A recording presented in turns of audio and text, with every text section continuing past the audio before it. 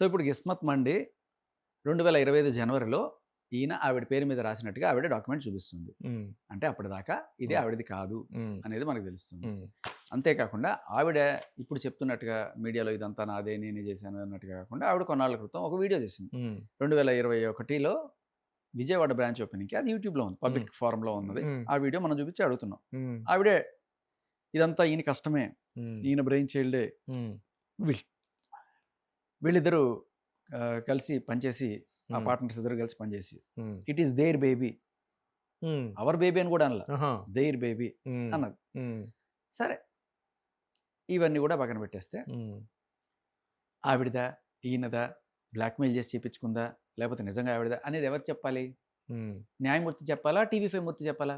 న్యాయమూర్తే జెప్పాలి. కదా! ఆ! సో, ఇప్పుడు న్యాయమూర్తి చెప్పకుండా ముందే హ్మ్. హ్మ్. ఈవిడ ముందుగా మీడియా ఛానెల్స్‌కొచ్చేసి హ్మ్. ఇదిగోండి నేను అప్పుడే చేశాను, ఇది చేశాను, ఇది చేశాను అంటే హ్మ్. దీని అర్థం ఏంటి? హ్మ్. మీడియా పరంగా ఏమైనా ఒక ప్రెషర్ తీసుకొద్దాం అనే యెస్. ఉద్దేశాలు. 2 రకాలు. ఆ! ఒకటి కోర్ట్‌ని ఇన్‌ఫ్లుయెన్స్ చేయడానికి ట్రై చేస్తున్నారా? హ్మ్. 2 అంటే జడ్జిమెంట్‌ని ఇన్‌ఫ్లుయెన్స్ చేయడానికి ట్రై చేస్తున్నారా? ఏ జడ్జి అంత ఈజీగా అయితే ఇన్‌ఫ్లుయెన్స్‌డ్‌గా ఆయన సాక్ష్యాలు చూసే చేస్తారు. అవును. అలాగే ఇప్పుడు ఇంకొకటేంటంటే ప్రెషర్ పెట్టడం హ్మ్. మీరన్నట్టు. హ్మ్. అమ్మో! ఎందుకు మన పరువు పోతుంది, మన పరువు పోతుంది అని చెప్పి ఎంతో కొంత ఇచ్చుకుంటారు. హ్మ్. మీకు తెలిసిందే గదా! అవును. ఈ అవును. ఈ బ్లాక్‌మెయిల్స్ ఇవన్నీ గూడా ఎలా ఉంటాయి? హ్మ్. జనరల్‌గా పోలీస్ స్టేషన్‌లో చాలా సార్లు పిలిచి ఆయన పెద్దాయన వార్నింగ్ ఇస్తారు. హ్మ్. హ్మ్. ఆహ్, చాలా చోట్ల జరిగేది. హ్మ్. హ్మ్. ఎంతో కొంత సెటిల్ చేసుకోవయ్యా అని చెప్పి. మీకు లావణ్య కేస్ చెప్తా. హ్మ్. గుంటూరులో సీఐ హ్మ్. రాజశేఖర్ రెడ్డి అనుకుంటా ఆయన పేరు. హ్మ్. ఈవిడ కేసు నమోదు చేసిన ఆయన. హ్మ్.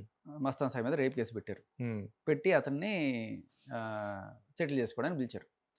సెటిల్ చేసుకో ఎంత 10,00,00,000 అంట. అబ్బా! ఇప్పటిలాగే. హ్మ్. 10,00,00,000 అక్కడి నుంచి 2,00,00,000 హ్మ్.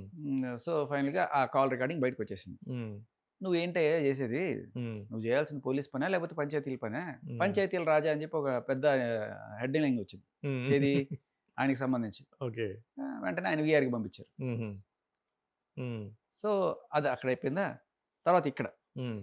మన హైదరాబాద్‌లో హ్మ్. ఈవిడ ఒక ఆఫీసర్‌తో హ్మ్. ఎఫ్ఐఆర్ పెట్టుకొని హ్మ్. ఆయన కూడా ట్రాన్స్‌ఫర్ అయిపోయి హ్మ్. అది కూడా చూసాం మనం. అవును. కట్ చేస్తే హ్మ్. ఒక లాయర్‌తో హ్మ్. స్విమ్మింగ్ పూల్‌లో స్విమ్మింగ్ పూల్‌లో వీడియో ఆ! బయటకొచ్చిందిగా. హ్మ్. ఇప్పుడు ఆ లాయర్‌ని 5 సంవత్సరాలు బార్ కౌన్సిల్ నుంచి సస్పెండ్ చేశారు. ఆహా!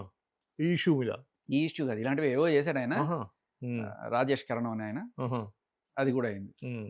సొంత తల్లిదండ్రుల మీదే ఏదో ఆయన కేసులేసి ఇది చేసాడు. ఏదో ఉంది దాంట్లో ఓకే. సంబంధించి. హ్మ్. ఇలా అంటే మనం చూసేదేంటంటే, ఇలా బేసికల్లీ మనుషుల మీద కేసులు పెట్టి, వాళ్ళని రచ్చకెచ్చి, వాళ్ళ పరువు తీస్తామనో, లేకపోతే వాళ్ళని జైల్‌లో పెట్టేస్తారనో, ఏదో రకంగా భయపెట్టి వాళ్ళ దగ్గర నుంచి డబ్బులు పొందడం. హ్మ్. ఇవన్నీ కోర్ట్‌కెళ్ళకుండా హ్మ్. వీళ్ళు చేసే పంచాయతీలు ఎంత నష్టం కలిగిస్తున్నాయి. హ్మ్.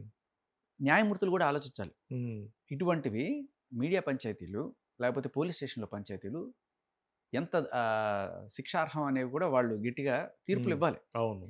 క్లియర్ కట్ రికార్డింగు హ్మ్. ఈయన దగ్గర ఏ రికార్డింగ్ లేవు. ఇవి ప్లాన్డ్‌గా మొత్తం ఈయన ఏవో ఉంటే ఆ ఫుటేజ్‌లో ఏవో తీసుకొని పెట్టుకుంది. కాల్ రికార్డింగ్స్ హ్మ్. పెట్టుకొని నన్నప్పుడు హ్మ్. వీళ్ళ నాన్న ఈయన ఎవరితో మాట్లాడిన రికార్డింగులు కూడా ఈవిడ హ్మ్. చూపిస్తుంది. ఆ! కానీ ఈయన దగ్గర ఏమి లేవు గదా!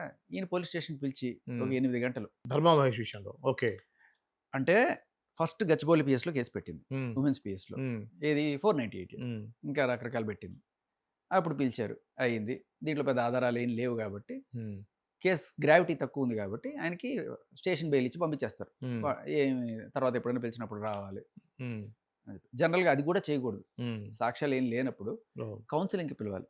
3 సార్లు కౌన్సెలింగ్ చేసిన తర్వాతే హ్మ్. ఇప్పుడు కేస్ పెట్టాలి అనేది హ్మ్. పోలీసులకున్న ఇన్‌స్ట్రక్షన్స్. హ్మ్. వాటిని కూడా తుంగలోకి తొక్కి హ్మ్. ఎఫ్ఐఆర్ అయితే నమోదు చేశారు. హ్మ్. సరే కానీ, హ్మ్. అక్కడ గూడా అయిపోయింది. ఇప్పుడు అది సాటిస్ఫాక్షన్ గాల. హ్మ్. ఇక్కడ ఇంకా ఆ బేరం కుదరట్ల. హ్మ్. బేరం హ్మ్. లిటరల్లీ బేరం అని నేను ఎందుకు అంటున్నానంటే, హ్మ్. మీకు దానికి నేను ప్రూఫ్ ఇస్తా. ఆ! ఈవిడ నెక్స్ట్ మాధాపూర్ పీఎస్‌లో కేస్ పెడతది. హ్మ్. అదే కేస్ ఎన్ని చోట్ల పెడతారు సార్? హ్మ్. ఒకసారి ఆల్రెడీ ఉంది గదా! అక్కడ. ఆ! ఆ!